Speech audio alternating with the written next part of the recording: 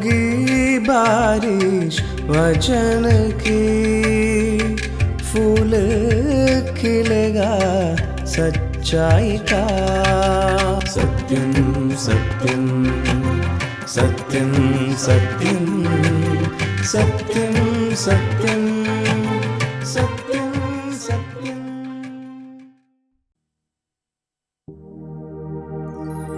यीशु तू है जिंदगी, तू है बंदगी, तू हमारा खुदा।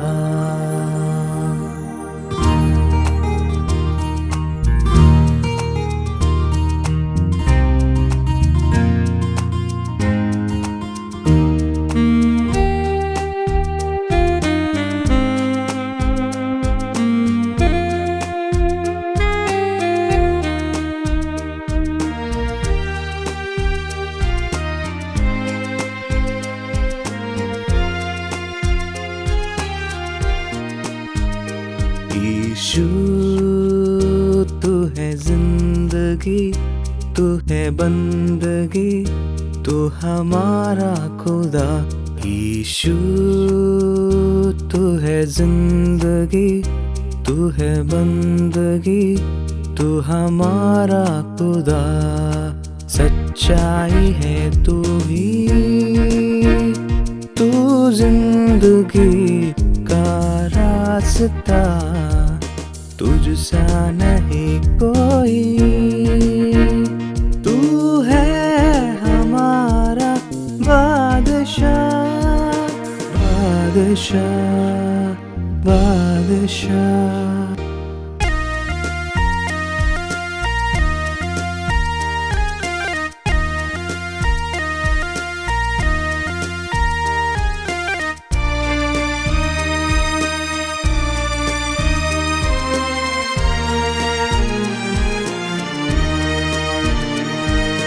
करुणा का तू सागर, महिमा का तू है राजा। सांसों में समा कर मेरे दिल में यीशु आया। करुणा का तू सागर, महिमा का तू है राजा। सांसों में समा कर मेरे दिल में यीशु आया। करते हैं अर्पण तुझे ये जिस्म और रूह जान। यीशु तू है जिंदगी, तू है बंदगी, तू हमारा खुदा। यीशु तू है जिंदगी, तू है बंदगी, तू हमारा खुदा।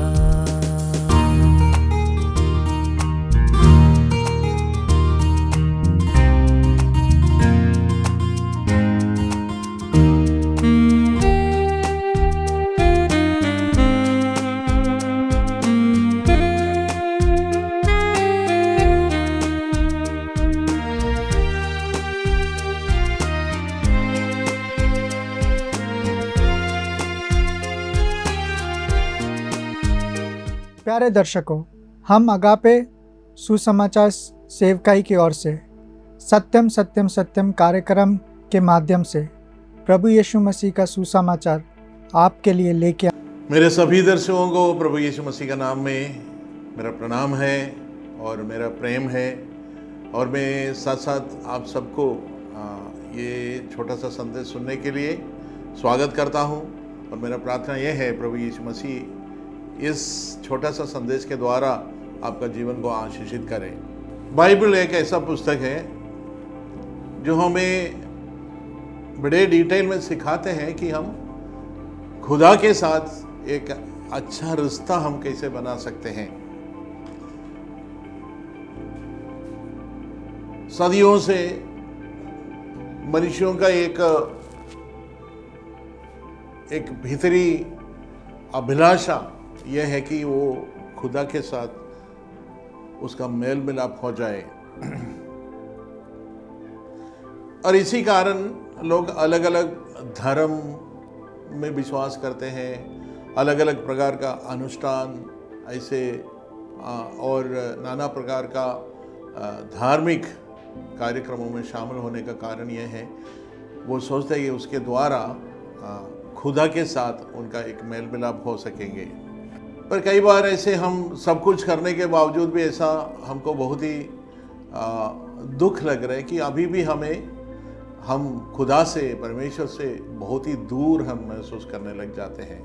बाइबल हमको कोई अनुष्ठान या फिर कोई क्रिया का बारे में नहीं सिखाता है जिसके द्वारा हम परमेश्वर से मेल खा सकते हैं। हकीकत में बाइबल में जो परमेश्वर का बारे में सिखाता है, शिक्षा दिया गया है, उसके मुताबिक परमेश्वर ऐसे लोगों से क्रोधित है जो अलग अलग प्रकार का अनुष्ठान, रीति रिवाज के द्वारा परमेश्वर को प्रसन्न करने के लिए कोशिश करते हैं। ऐसे लोगों से परमेश्वर हकीकत में नाराज है।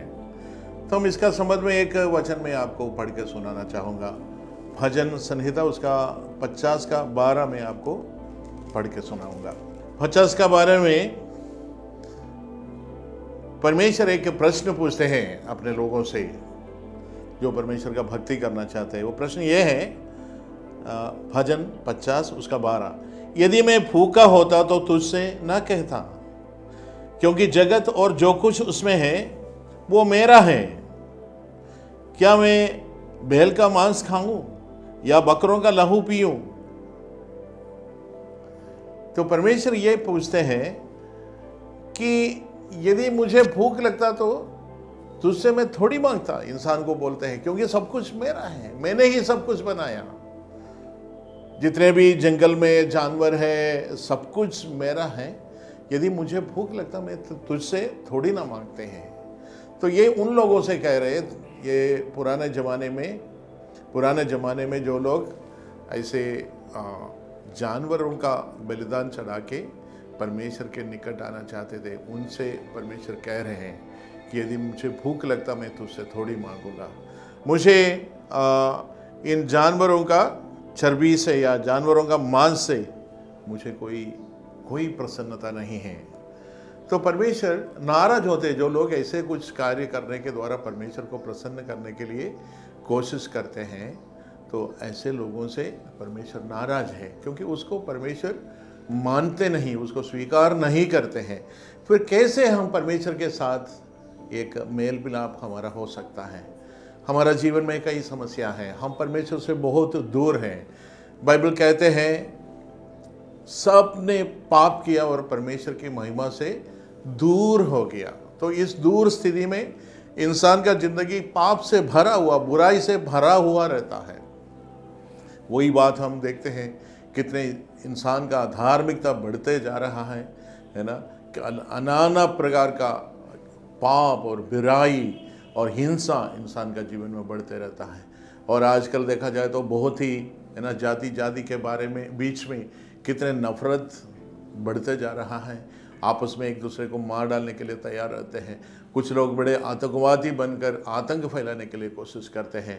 और क्या क्या होते हैं इस दुनिया में, मैंने ऐसा पढ़ा है सिर्फ अमेरिका में लाखों बच्चों को गर्भपात करके ख़त्म किया जाता है हर साल।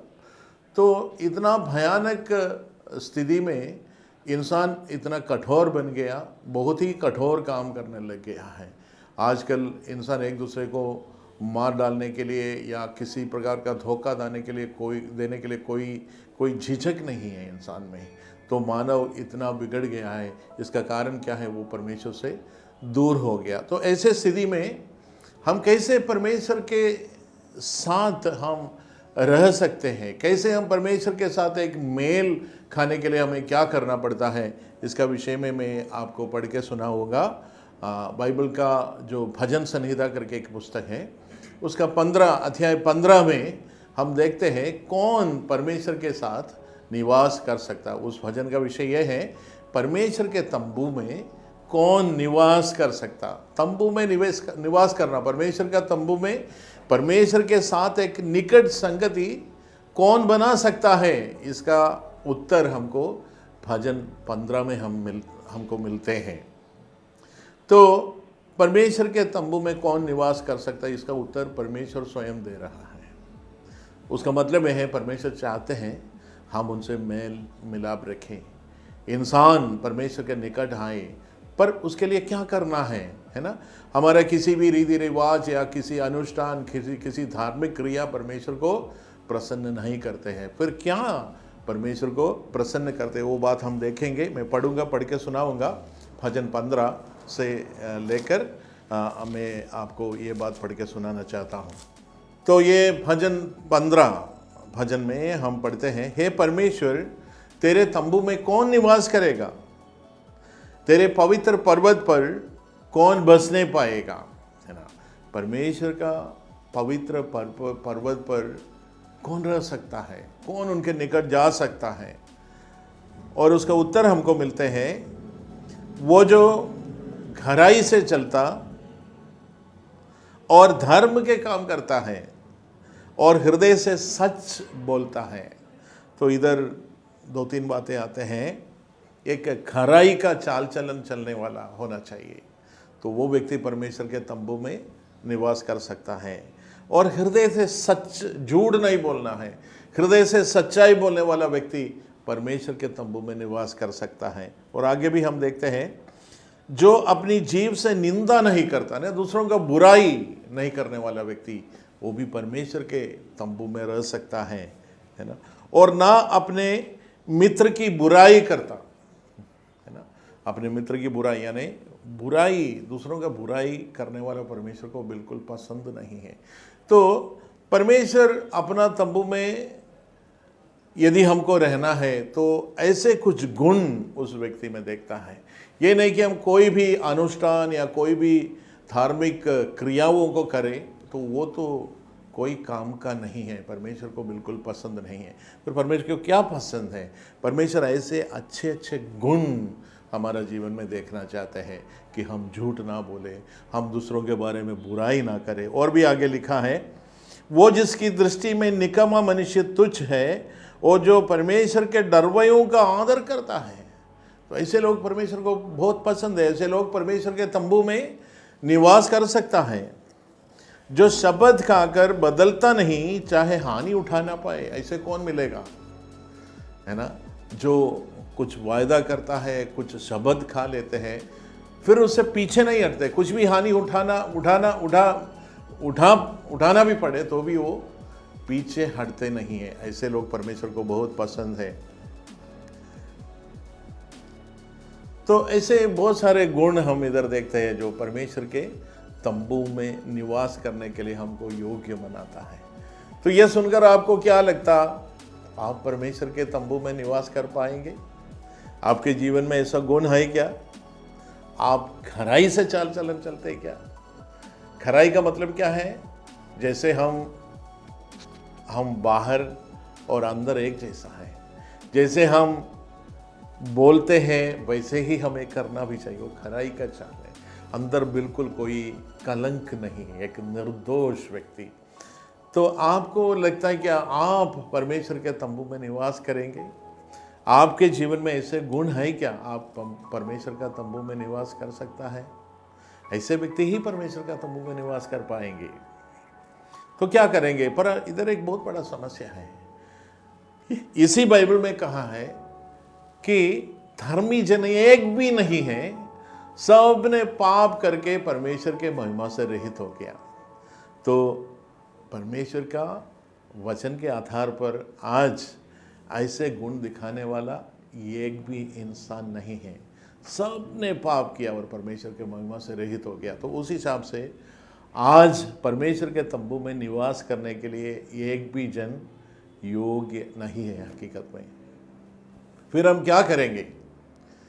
फिर हम कैसे हम परमेश्वर से मेल मिलाप कैसे हम कर सकते हैं, है ना। बाइबल का मुख्य संदेश ये है, पापी इंसान जो परमेश्वर के पास जाने के लिए बिल्कुल योग्य नहीं है, कोई योग्यता नहीं है और परमेश्वर का क्रोध के पात्र हैं, ऐसे इंसान कैसे परमेश्वर के साथ एक मेल मिलाप का रिश्ता बना सकता है, इसका मार्गदर्शन हमको बाइबल में मिलते हैं। प्रभु यीशु मसीह 2000 साल पहले इस संसार में आया था।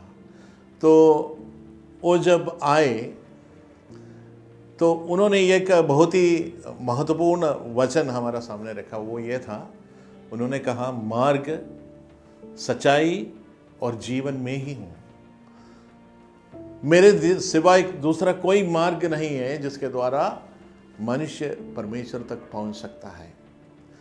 तो मेरे प्रियो, प्रभु यीशु मसीह ही मार्ग है ना।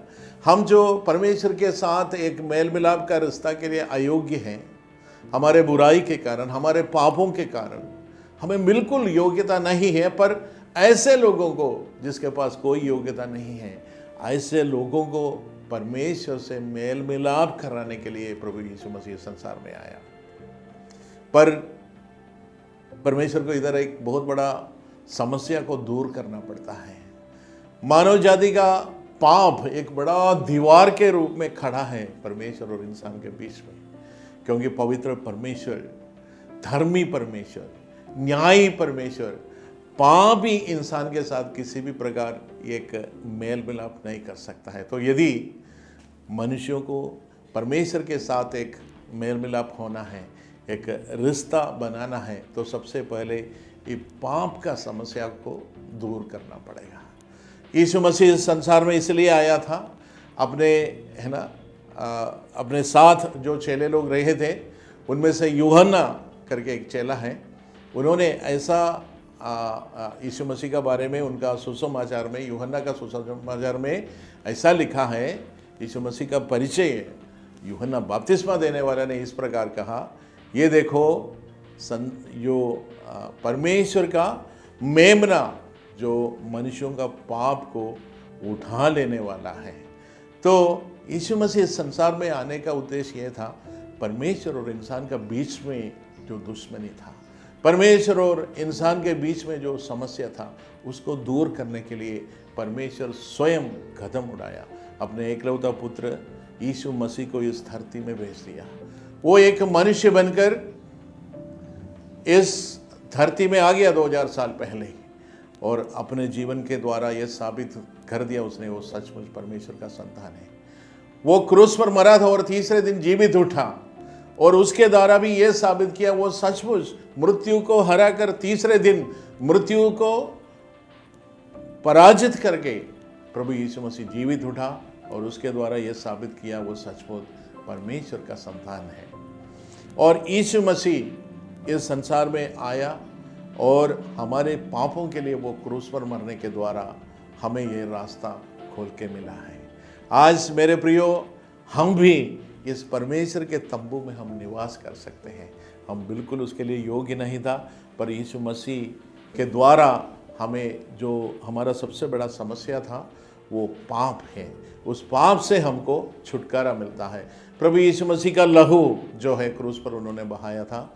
बाइबल कहते हैं प्रभु यीशु मसीह का लहू हमें सारे पापों से हमें शुद्ध कर देते हैं। दूसरा कोई भी ऐसी एक रास्ता नहीं है कि हम अपने पापों से मुक्ति पाए, और यदि हम अपने पापों से मुक्ति नहीं पाते तो परमेश्वर के साथ हमारा कोई रिश्ता संभव नहीं है, परमेश्वर के साथ हमारा कोई मेल मिलाप संभव नहीं है, परमेश्वर के तंबू में निवास करना हमारे लिए बिल्कुल संभव नहीं है। इसलिए मेरे प्रियो, परमेश्वर ने हम इंसान का किसी भी कर्म के द्वारा, किसी भी परिश्रम के द्वारा, कितने भी परिश्रम करे, कितने भी मेहनत करे, वो कभी परमेश्वर के तंबू में निवास नहीं कर सकता।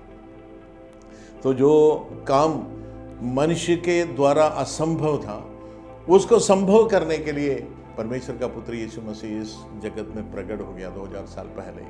और यीशु मसीह कहता है, सबको अपने साथ बुला रहे हैं।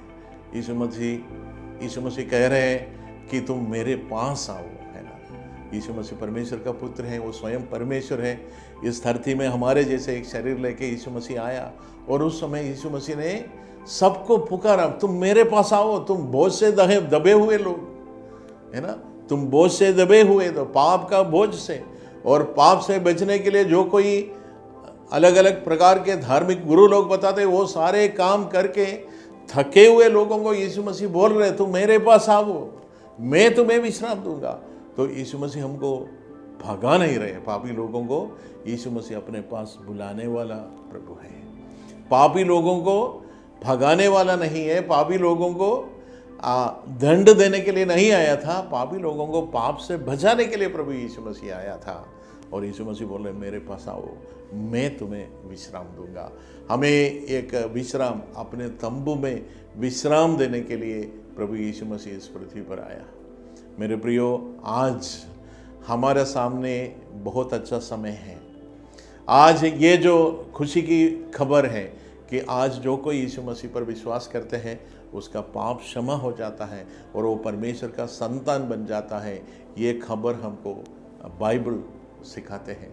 इसको हम सुसमाचार बोलते हैं, खुशी की खबर बोलते हैं। सुसमाचार क्या है? एक पापी मनुष्य को अपना पाप का दंड से मुक्ति मिल सकता है यीशु मसीह के ऊपर विश्वास करने के द्वारा। एक पापी मनुष्य को नरक में जाकर युगान युग वहां तड़पने की जरूरत नहीं है। यीशु मसीह में विश्वास करने के द्वारा एक व्यक्ति परमेश्वर के साथ एक गहरा रिश्ता उसका हो सकता है। वो परमेश्वर के संतान बन सकते हैं, वो परमेश्वर को अब्बा पिता कहने का योग्य बन जाता है। तो यीशु मसीह इस काम को संभव करने के लिए इस धरती में आया। मेरे प्रियो, ये जो परमेश्वर के साथ ये मेल मिलाप, ये रिश्ता हमको दूसरा किसी भी मार्ग में हमको नहीं मिलते हैं। हम कितना भी कोशिश करें, कितना भी परिश्रम करें, हमारा परिश्रम से यदि ये बनते, यदि ये हो जाते, हो सकते, तो प्रभु यीशु मसीह परमेश्वर का पुत्र को इस धरती में आकर इस प्रकार मरने का कोई आवश्यकता नहीं था। हमको बचाने के लिए, इस पाप का दशा में से, इस बुरी स्थिति से हमको बचाने के लिए यदि दूसरा कोई मार्ग होता, कोई रास्ता होता, तो जरूर परमेश्वर वही करता, पर दूसरा कोई मार्ग नहीं था। परमेश्वर का वचन बताए, खून बहाए बिना पाप का छुटकारा नहीं है। तो प्रभु यीशु मसीह उसी के लिए आया था, अपना खून बहाकर, अपना जीवन एक बलिदान के रूप में देकर हम पापी लोगों को मोल लेने के लिए यीशु मसीह आया। हमको खरीद लिया प्रभु ने अपने लहू के द्वारा, हम सबको खरीद लिया। हम जो दूर थे, हम परमेश्वर से बहुत दूर थे, हम परमेश्वर के बैरी थे, परमेश्वर के विरोध में काम करने वाले लोगों को मोल लेने के लिए अपने लहू से खरीद लिया और परमेश्वर ने अपना बना लिया प्रभु यीशु मसीह के द्वारा। तो मेरे प्रियो, आपके लिए ये कोई विकल्प नहीं है कि मैं चाहे तो ये करूँगा, नहीं तो करूँगा, ऐसे नहीं है। इसमें कोई ऑप्शन नहीं है। हमको, यदि हमको नरक से बचना है, अनंत काल का दंड से यदि हमको बचना है, हमें दूसरा कोई रास्ता नहीं है। हमें प्रभु यीशु मसीह पर विश्वास करना है और परमेश्वर के तंबू में हमें उसके साथ निवास करना है।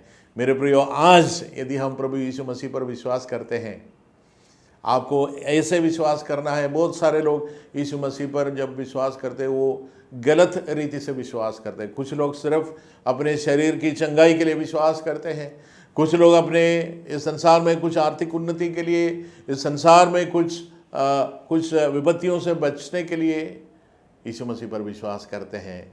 वो सब प्रभु यीशु मसीह हमारे लिए करते हैं, पर यीशु मसीह इस संसार में आने का उद्देश्य वो नहीं था। यीशु मसीह इस संसार में आने का उद्देश्य पापी लोगों को नरक से बचाने के लिए आया था। तो ये बात हमको समझकर हमें विश्वास करना है। हमें कैसे विश्वास करना है ये भी मैं बता के जल्दी समाप्त करूँगा। हमें ऐसे विश्वास करना है कि मैं एक पापी मनुष्य हूँ, मैं किसी भी प्रकार परमेश्वर के इस तंबू में निवास करने के लिए बिल्कुल योग्य नहीं हूँ। तो मैं ये समझता हूँ कि परमेश्वर ने मेरे लिए एक मार्ग खोला, अपना एकलौता पुत्र यीशु मसीह को इस धरती पर भेज दिया और मेरे पापों को लेकर वो क्रूस पर मरा। मुझे जो दंड मिलना था, नरक में अनंत काल का दंड मुझे भोगना था, मुझे झेलना पड़ता था, वो प्रभु यीशु मसीह क्रूस पर झेल लिया मेरे स्थान में, कि आज मैं उससे बच सकूं। प्रभु यीशु मसीह मेरे पापों को उठाकर क्रूस पर मरा, मेरे पाप का दंड, सजा उन्होंने भोग लिया कि मैं जीवन पाऊं। उन्होंने क्रूस पर मरा मुझे जीवन मिलने के लिए। तो आज हमें इस प्रकार विश्वास करना है कि यीशु मसीह मेरे पापों के लिए क्रूस पर मरा है, और हमें ये भी मानना है कि यीशु मसीह मेरा मालिक है, मेरा प्रभु है, उसने मेरे लिए जीवन दिया है, उसने इतना प्रेम किया कि वो मेरे लिए अपना जीवन देने के लिए तैयार हो गया, है ना। प्रभु स्वयं कहते हैं, है ना, जीवन देने से बढ़कर कोई प्रेम नहीं है। तो मेरे प्रियो, मैं आपको ये कहना चाहता हूँ, आपके जीवन में दुनिया में ऐसा कोई व्यक्ति नहीं होगा है ना, जिसने यीशु मसीह के जैसे आपसे प्रेम किया है। यीशु मसीह आपके लिए मरने के लिए तैयार हो गया। वो भी आपको सोचना चाहिए, आपको हम में से कोई एक अच्छा लायक व्यक्ति नहीं था। हम नालायक होने के बावजूद भी प्रभु यीशु मसीह हमारे लिए मरने के लिए तैयार हो गया। रोमियों के पत्री 5:8 में ऐसा लिखा है, जब हम पापी ही थे उसी समय मसीह हमारे लिए क्रूस पर मरा, जिसके द्वारा परमेश्वर ने अपना प्रेम हमारे ऊपर प्रकट किया। तो परमेश्वर का प्रेम समझने के लिए हमको क्रूस पर देखना है। हमारे स्थान में हम उस क्रूस पर लटकने के लिए योग्य था, पर हमारे बदले हमारे प्रभु यीशु मसीह अपना दंड, अपना सजा सब उठा लिया कि हम स्वतंत्र हो जाए, हमें मुक्ति मिले, हमें मोक्ष मिले, हमें परमेश्वर के सन्मुख हमें एक स्वीकार मिले। इसके लिए प्रभु यीशु मसीह स्वयं क्रूस पर तिरस्कृत हो गया। तो मेरे प्रियो, यीशु मसीह पर विश्वास करने के द्वारा आप परमेश्वर के तंबू में प्रवेश कर सकते हैं और हमेशा हमेशा के लिए युगानुयुग तक आप उसी तंबू में निवास कर सकते हैं। और इस जीवन को बाइबल अनंत जीवन कहते हैं। इस वचन के द्वारा प्रभु आप सबको आशीष करे, आपका जीवन को प्रभु इस वचन को मानने के द्वारा बदल दे, ये मेरा उम्मीद है, प्रार्थना है। प्रभु आपको मदद करे। बारे में या बाइबल के बातें के विषयों के बारे में अधिक जानकारी लेना चाहते हैं या आपके समस्या के बारे में आप प्रार्थना रखना चाहते हैं या कोई सुझाव हमारे पास बताना चाहते हैं, तो हमारे पते पे आप ज़रूर लिखिए। हमारा पता है अगापे गॉस्पेल मिनिस्ट्री, 87 मैत्री नगर, कोलम 691002। हमारा ईमेल आईडी है satyamsatyamai@gmail.com। आप हमें फ़ोन या व्हाट्सएप के माध्यम से भी संपर्क कर सकते हैं। हमारा फ़ोन नंबर है 7898160067 या फिर 9960156585 पर भी संपर्क कर सकते हैं। इस प्रकार के संदेश को और भी सुनने के लिए हमारे YouTube चैनल सत्यम सत्यमय या हमारे फेसबुक पेज सत्यम सत्यमय पर जाएं। परमेश्वर आप सबको आशीषित करे।